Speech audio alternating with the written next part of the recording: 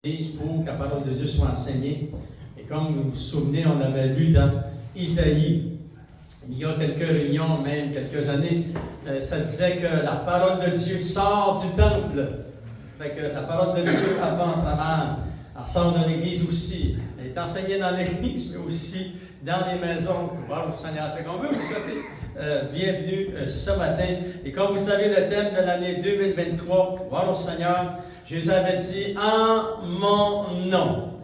Nous avons eu cette semaine, enfants de Dieu, on tient à remercier tous ceux et celles aussi qui sont sur la chaîne YouTube, qui ont pris du temps cette semaine pour prier pour tous les différents besoins qu'ils avaient. Vous avez rempli aussi votre dépliant sur les requêtes de prière. On va prier juste après la prédication pour ces 7 requêtes de prière et Dieu va manifester sa gloire. Et comme les témoignages qu'on a entendus ce matin, c'est par la foi que nous avons écrit des choses. Vous allez voir la puissance de Dieu. Parce que Dieu ne change point. Alléluia. Maintenant, j'aimerais partager quelques versets de la parole de Dieu. Il est dit dans Éphésiens, chapitre 2, enfants de Dieu. Il est dit au verset 11 jusqu'au verset 19. Ça va très bien avec le nom de Jésus, aussi ce qu'il a fait à la croix de Golgotha. Et aussi, enfants de Dieu, pour cette semaine qu'on vient de terminer de la prière, gloire au Seigneur. Je lis pour vous dans Éphésiens chapitre 2, verset 11. Il est dit ceci: c'est pourquoi vous, autrefois païens dans la chair, appelés incirconcis par ceux qu'on appelle circoncis et qui le sont en la chair par la main de l'homme. Souvenez-vous que vous étiez en ce temps-là sans Christ. Ça, c'est avant qu'on connaisse le Seigneur. On était sans Jésus. On était privés du droit de citer en Israël. Et ça fait référence, nous serons admis au droit de citer en Israël avec le vrai Israël de Dieu. Amen. Alléluia. Lorsque le Seigneur Jésus régnera ici sur la terre. Et ça dit dans la parole de Dieu, étrangers aux alliances de la promesse, sans espérance, sans Dieu dans le monde. Vraiment, c'était difficile notre situation. On n'avait pas Dieu, on n'avait pas d'espérance, on était sans Dieu dans le monde. Mais maintenant en Jésus-Christ, vous qui étiez jadis éloignés, vous avez été rapprochés par le sang de Christ, car Jésus est notre Père, lui qui des deux n'en a fait qu'un, et qui a renversé le mur de séparation d'inimitié, ayant anéanti par sa chair la loi des ordonnances dans ses prescriptions, afin de créer en lui-même, avec les deux, un seul homme nouveau et en établissant la paix, et de les réconcilier l'un à l'autre en un seul corps, avec Dieu par la croix, en détruisant par elle l'inimitié. Jésus est venu annoncer la paix à vous qui étiez loin. Ça, ce sont les nations, les païens que les Juifs appelaient. Il est venu annoncer la paix à ceux qui étaient prêts. Ça parle ici, dans ce contexte, ça parle des nations et ça parle des Juifs. Le Seigneur, Golgotha, a renversé le mur d'inimitié qu'il y avait entre eux et les nations. Et le Seigneur a dit, tous peuvent venir au salut. Alléluia! C'est ça que nous voyons ici, en tant que Dieu.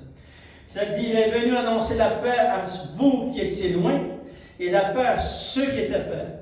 Car par lui, nous avons les uns et les autres accès auprès du Père dans un même esprit. Ainsi donc, vous n'êtes plus des étrangers, ni des gens du dehors, mais vous êtes des concitoyens des saints de la maison de Dieu. Et là, on dit tous, Amen, Alléluia. Dieu est bon, enfant de Dieu. Jésus a payé un grand prix afin que nous puissions être appelés ses enfants. Il a donné sa vie à Golgotha. Le nom de Jésus, sa vie, le sang qu'il a versé à Golgotha, nous donne accès auprès du Père. Nous avons passé cette semaine dans la prière, nous avons vu quel accès merveilleux, avec facilité, nous avons auprès de Dieu notre Père. Ça n'a pas toujours été comme cela, enfant de Dieu. Dans l'Ancien Testament, nous voyons souvent quelques personnes, mais des fois aussi tout le peuple, lorsqu'il se donne avec tout cœur au Seigneur, là, ils vont rentrer dans la présence de Dieu.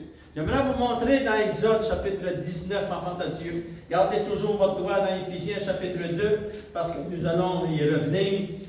Regardons cet exemple dans Exode qui nous démontre comment des gens auraient pu avoir accès à Dieu, mais la peur les a saisis. Mais c'est la foi qui doit nous saisir pour avoir accès à Dieu. C'est la foi en Jésus-Christ, enfant de Dieu. Amen. Le peuple d'Israël ici, lorsque Dieu les a fait sortir par sa main puissante du pays de l'Égypte, Moïse va les conduire parce que Dieu avait dit, je veux que tu les amènes ici au pied de la montagne du Sinaï. C'est là que Moïse avait rencontré Dieu. Et tout le peuple, tous les enfants, tous les animaux, tout ce que le peuple d'Israël avait en Égypte était sorti, ils sont tous rendus là, enfants de Dieu.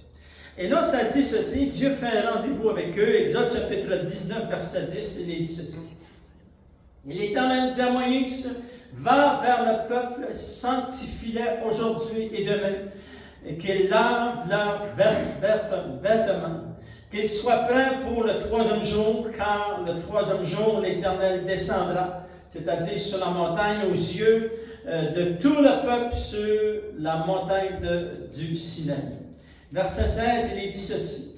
Le troisième jour au matin, il y eut des tonnerres, des éclairs et une épaisse nuée sur la montagne parce que Dieu se manifestait. Le son, ça c'est les anges de Dieu, le son des trompettes retentit fortement.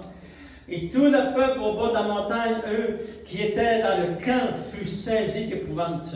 Moïse fit sortir le peuple du camp à la rencontre de Dieu. Parce que c'est ça que Dieu voulait. Il voulait que le peuple les rencontre le Seigneur. C'est-à-dire, ils se placèrent au bas de la montagne.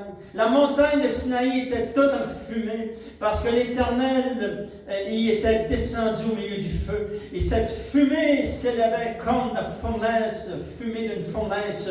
Et toute la montagne tremblait avec violence. Et nous voyons que vraiment le peuple était saisi de crainte. Le son de la trompette retentissait de plus en plus fortement. Et Moïse parlait et Dieu lui répondait à haute voix. Et lorsque tout cela s'est manifesté, regardez au verset 20, ainsi l'Éternel descendit sur la montagne de Sinaï, sur le sommet de la montagne, et l'Éternel appela Moïse sur le sommet de la montagne, et Moïse est monté vers Dieu.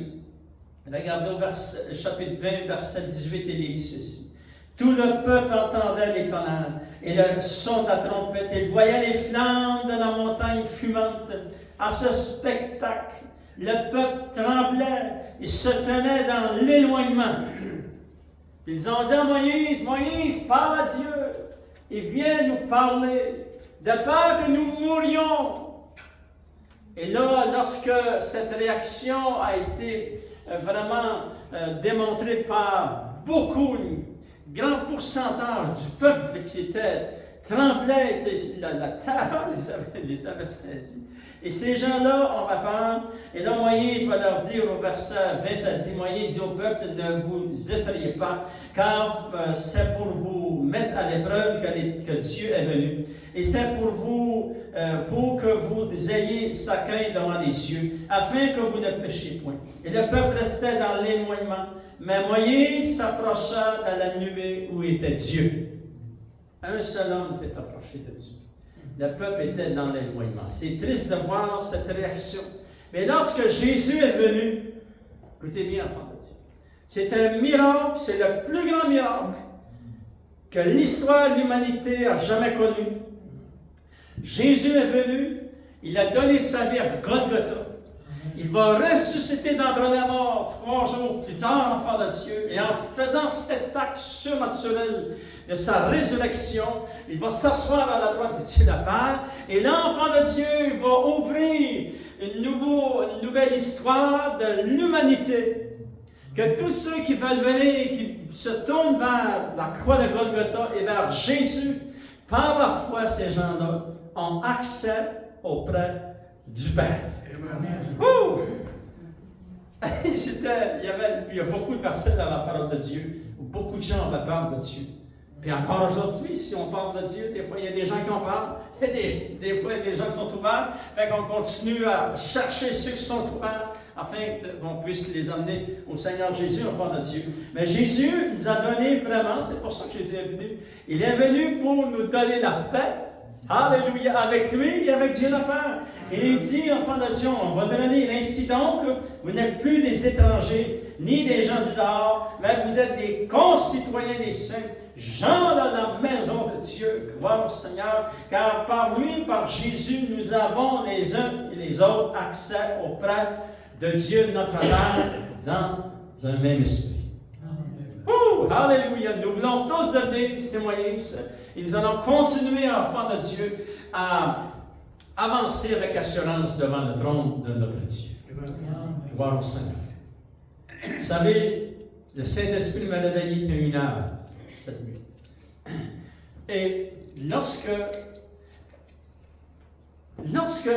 nous allons, nous préparons pour, lorsque moi je me prépare pour la réunion du dimanche, je repense l'enseignement de la parole de Dieu, que j'ai déjà préparé le mercredi, et je relis toute la parole de Dieu. Fait que là, ça ne peut pas faire autrement, ça a effet. Voyez-vous, ça a effet en moi. Et là, à 1 heure, cette nuit, là, j'étais réveillé. Et là, j'ai commencé à prier. Là, je me souvenais des versets révélés dans l'Éphésiens. Ça dit, nous avons accès auprès du Père. Oh, Père très saint. Alléluia, immédiatement. Écoutez, ça se fait, c'est instantané. Vous êtes des citoyens, des gens de la maison de Dieu. Alléluia! Nous sommes de la maison de Dieu, on n'est pas dehors, enfants de Dieu. On était dehors, on était étrangers, on était seuls dans ce monde et sans Dieu. Maintenant, ça a tout changé. Lorsque vous avez donné votre cœur au Seigneur, vous êtes avec le Seigneur. Vous êtes avec Dieu, enfants de Dieu. Alléluia! Et immédiatement, vous entrez dans la présence de Dieu et vous avez remarqué vers la fin du verset 18, j'aimerais qu'on le relise ensemble. Éphésiens chapitre 2, verset 18 et 16. Car par lui, c'est par Jésus, nous avons les uns et les autres accès auprès de Dieu notre Père. Regardez les derniers mots. Dans un même esprit. Qui est cet esprit? C'est le Saint-Esprit qui est en vous. Vous avez, c'est pour ça que nous avons un accès. Dans des fractions de secondes, nous quittons cette planète et nous sommes montés au 3e ciel devant le trône de Dieu. Alléluia! Cette année qui est devant vous, enfants de Dieu. Souvenez-vous de toujours cela. C'est puissant la nouvelle naissance, c'est le Saint-Esprit qui habite en nous. Alléluia! Il nous donne accès, c'est lui qui nous aide dans nos prières. Ça va aussi avec Romains chapitre 8. Regardez dans Romains chapitre 8, vous pouvez garder votre doigt dans Éphésiens chapitre 2. Romains chapitre 8, il est dit au verset 15, ça dit, « Et vous n'avez point reçu un esprit de servitude pour être encore dans la crainte, comme on a vu l'exemple dans l'Ancien Testament, ils étaient dans la crainte. Mais vous avez reçu un esprit, l'esprit d'adoption. Le Saint-Esprit en vous, vous le dit, vous le témoigne à votre cœur, témoigne à votre esprit que vous êtes enfants de Dieu. Alléluia. Il dit, par lequel nous crions à Père, l'Esprit lui-même rend témoignage à notre esprit que nous sommes enfants de Dieu. Oh, alléluia. Je me souviendrai toujours enfants de Dieu. Lorsque j'ai commencé ma marche chrétienne, voir que ça brassait, c'était quelque chose. Et puis je me dis, Seigneur, c'est merveilleux. Dieu nous a toujours donné la victoire. Et puis je me souviendrai toujours de cet événement qui avait eu lieu. Et la personne disait, tu ne peux pas dire que tu es sauvé. Tu ne peux pas dire que tu es sauvé. Et pour se moquer, il a commencé à frapper sur ma Bible. Et là, c'était pas non, tu ne frappes pas sur ma Bible. Puis il a commencé à frapper sur ma Bible, il fait ça. Puis il frappait. Sauvé, moi, tout, je peux dire ça. Je suis sauvé. Non. Puis immédiatement, après qu'il a frappé 3 fois sur ma Bible, il a dit ceci. Il a dit, je vais aller une soule en face avec mes chums en enfer. Ben, j'ai dit, vraiment, c'est le bon chemin pour y aller en enfer. Mais j'aimerais vous dire ceci. On ne dit pas à la légère qu'on est sauvé. On le dit parce que le Saint-Esprit nous témoigne. C'est lui qui nous le dit à l'intérieur, ici, dans notre esprit. Tu es un enfant de Dieu. Alléluia. Et lui, le Saint-Esprit, va t'aider même dans tes prières. Regardez dans Romains chapitre 8, verset 26, il est dit ceci. De même aussi l'Esprit, c'est-à-dire le Saint-Esprit nous aide. Il est votre aide, enfant de Dieu. Dans notre faiblesse, car nous ne savons pas ce qu'il nous convient de demander dans nos prières, mais l'Esprit, le Saint-Esprit lui-même intercède par des soupirs inexprimables. Alléluia. Des fois, c'est par le parlant en langue, mais des fois, c'est un soupir. Ouh! C'est un autre, c'est pas le parler en langue, c'est d'autres choses. Parce que lui, le Saint-Esprit, sait prier selon la volonté de Dieu, notre Père. Alléluia! Il est un être glorieux. C'est merveilleux de pouvoir être connecté à la source comme nous le sommes. Souvenez-vous, enfants de Dieu, que vos prières, vous avez accès auprès de Dieu, votre Père. Alléluia! Jésus a payé le prix. Nous avons accès auprès de notre Père. Et le Saint-Esprit nous a été donné afin que nous puissions entrer avec une grande facilité dans la présence de notre Dieu. Alléluia! Vous savez, enfants de Dieu, à chaque année, nous, comme pasteur, j'amène la bénédiction de Dieu sur le peuple de Dieu. Et je crois que c'est une grande bénédiction pour moi, mais aussi c'est ce que le Seigneur m'a demandé, d'amener la bénédiction. C'est très important, le pasteur, de bénir Dieu. Écoutez bien ce que je vous dis. C'est important pour un pasteur de bénir Dieu. C'est important pour un pasteur de connaître Dieu. C'est important pour lui qu'il bénisse Dieu. Amen.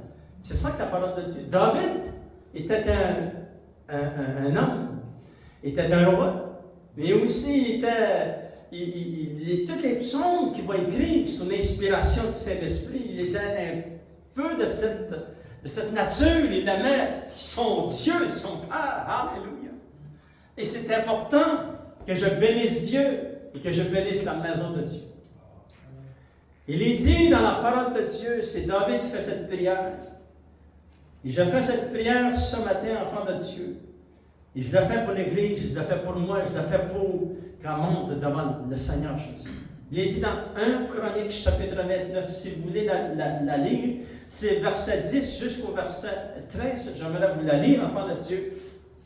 Et David va dire ceci. Béni sois-tu d'éternité en éternité, éternel Dieu de notre Père d'Israël. Dieu de notre Père. Il est notre Père. À toi, Seigneur éternel, la grandeur, la force et la magnificence, l'éternité et la gloire, car tout ce qui est au ciel et tout ce qui est sur la terre t'appartient. À toi, éternel, le règne, car tu t'élèves souverainement au-dessus de tout. C'est vrai. C'est de toi, Seigneur, que viennent la richesse et la gloire. C'est toi qui domines sur tout, et c'est dans ta main que sont la force et la puissance. Et c'est ta main qui a le pouvoir d'agrandir et d'affermir toutes choses. Maintenant, ô notre Dieu, nous te louons et nous célébrons ton nom glorieux, Seigneur. Ce nom merveilleux, le nom que tu as reçu au-dessus de tout nom. Je te donne toute l'honneur, la gloire et la puissance. Et Seigneur, que tes bénédictions reposent abondamment sur ton peuple et ton Église. Il est dit dans Nombre, chapitre 6, enfant de Dieu. L'Éternel a donné la formule de la bénédiction pour que la bénédiction vienne sur le peuple de Dieu. Si vous voulez l'année, je vais vous donner la référence. C'est écrit dans Nombre, chapitre 6, verset 22 jusqu'au verset 27. C'est de cette façon que le nom de Dieu est envoyé sur les enfants de Dieu. Il lui dit ceci, Dieu veut dire à Moïse, tu diras à ton frère Aaron, parce qu'Aaron allait devenir le souverain sacrificateur. Et tous ses enfants allaient servir dans le temple de Dieu. Et là, il va dire ceci. L'Éternel parle à Moïse et dit, parle à Aaron et à ses fils, et dit, vous bénirez ici les enfants d'Israël, vous leur direz, que l'Éternel te bénisse et qu'il te garde. Que l'Éternel fasse luire sa face sur toi et qu'il t'accorde sa grâce. Que l'Éternel tourne sa face vers toi et qu'il te donne la paix. Ça, c'est la formule que Dieu a donnée aux hommes de Dieu, aux pasteurs, aux dirigeants pour bénir la maison de Dieu. Il dit, après ça, ça dit, c'est ainsi qu'ils mettront mon nom sur les enfants d'Israël. Et Dieu dit, je vais bénir. Alléluia. Vous avez remarqué, à plusieurs reprises, Dieu utilise le mot bénédiction. Maintenant, enfants de Dieu, je vais vous lire qu'est-ce que ça veut dire dans la Bible, le mot bénédiction, lorsque Dieu dit ce mot. Amen. C'est très important. Deutéronome, chapitre 28, verset 1, il dit ceci. Verset 1 jusqu'au verset 14, ça décrit qu'est-ce que Dieu veut dire lorsqu'il dit « Je bénirai mon peuple, je bénirai mes enfants ». Il dit « Si tu obéis à la voix de l'Éternel ton Dieu, en observant et en mettant en pratique tous ses commandements, et que je te prescris aujourd'hui, l'Éternel ton Dieu te donnera la supériorité sur toutes les nations de la terre. Voici toutes les bénédictions qui se répandront sur toi et qui seront ton partage. » Je veux dire, ça, tu vas voir ça dans ta maison. Ces bénédictions-là, ça va venir dans ta vie. Amen. Ta vie de couple, ta vie avec les enfants, familiale, etc. Tu seras béni dans la ville, tu seras béni dans les champs. Le fruit de tes entrailles, le fruit de ton sol, le fruit de ton troupeau, les portées de ton gros et ton menu bétail, toutes ces choses seront bénies. Ta corbeille et ta huche seront bénies. Tu seras béni à ton départ, à ton arrivée, et tu seras béni à ton départ. Une autre bénédiction, verset 7, l'Éternel te donnera la victoire sur tes ennemis qui s'élèveront contre toi. Ils sortiront contre toi par un seul chemin, ils s'enfuiront par 7 chemins. L'autre bénédiction, ça c'est tout lorsque Dieu dit « Je bénirai mon peuple ». C'est ça des bénédictions.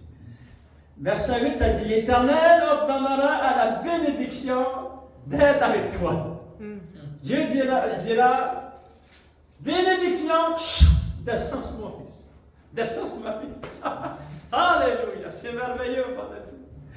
Il dit au verset 9, ça dit, tu seras pour l'Éternel un peuple saint. Enfin, nous voyons que le Seigneur nous demande de marcher dans ses voies, de tout notre cœur, enfant de Dieu, de suivre les commandements de Dieu. Verset 10, tous les peuples verront que tu es appelé du nom de l'Éternel et te créeront. L'Éternel te comblera de bien. Te comblera de bien. En multipliant le fruit de tes entrailles, le fruit de tes troupeaux, etc. Verset 12, l'Éternel t'ouvrira son bon trésor, le ciel. Alléluia. Ce n'est pas nécessairement juste de l'argent.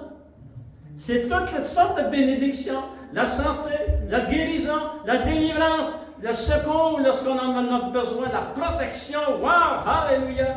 Dieu va bénir de tous côtés en fait. Toutes ces bénédictions sont pour toi. Gloire au Seigneur. Amen. Maintenant, enfants de Dieu, j'aimerais que vous puissiez prendre votre dépliant de requête de prière. Lèvons-nous souvenance. Et vous avez écrit ces requêtes de prière avec tout votre cœur. Vous avez demandé des grandes choses au Seigneur. Alléluia.